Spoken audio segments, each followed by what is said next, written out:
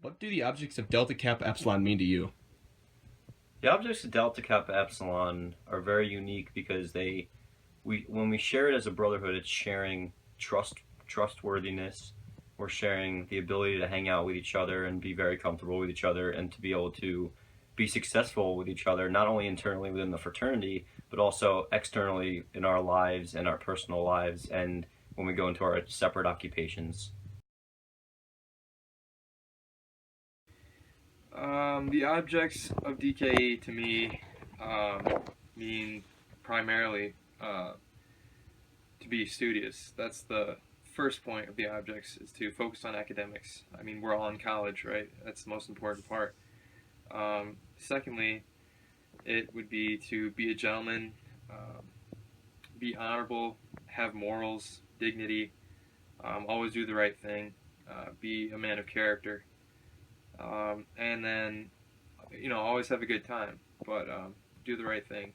And then branch out, be social, meet new people, take part in things that you wouldn't normally do, step out of your comfort zone. You'll meet a lot of people. You'll be surprised at how many new friends you can make, and it's a really great thing. Well, I would say the objects are, they kind of give us like a general guidelines for the brotherhood of goals to what to work towards, how to act as individuals, but also how to act as a whole. And I would say they give us a mission to help guide us in how we want to conduct the fraternity. The objects? The objects are like a code that all the brothers live by. It's important that we memorize them and can recite them by heart.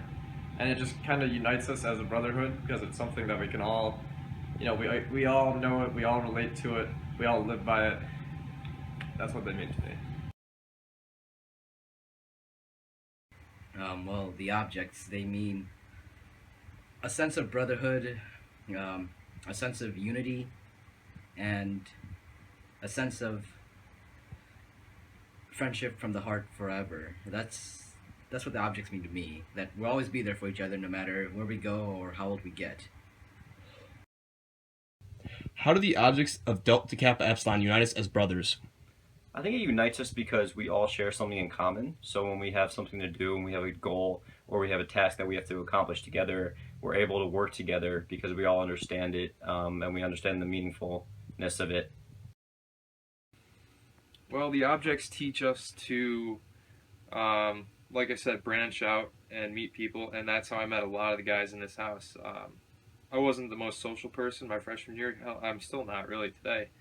But it unites us because we're all unique, and if you were in this house, you'd understand we all are different, but we all have common interests, and we all have a good time together. We volunteer together, and we do that through the objects. I would say, like before, they're like one thing we all learn from the very beginning. We all learn it by heart. We all know it. And it's something that we all work towards as like a goal. So it kind of brings us together in our thinking, but also in our goals. So we're all working towards the same thing. Because there's a common bond that we all have. We all had to memorize them as pledges, and as brothers now, we can still recite them by heart. And you can go anywhere in the country, go to any chapter, and they'll be able to recite them back with you. And it unites us as a brotherhood, not just at MSU, but at any chapter in the country. Well, it taught us all to have a set core value so that we can respect one another's view no matter what that is, whether it be liberal or conservative. It taught us that no matter what differences we have, in the end we're still brothers.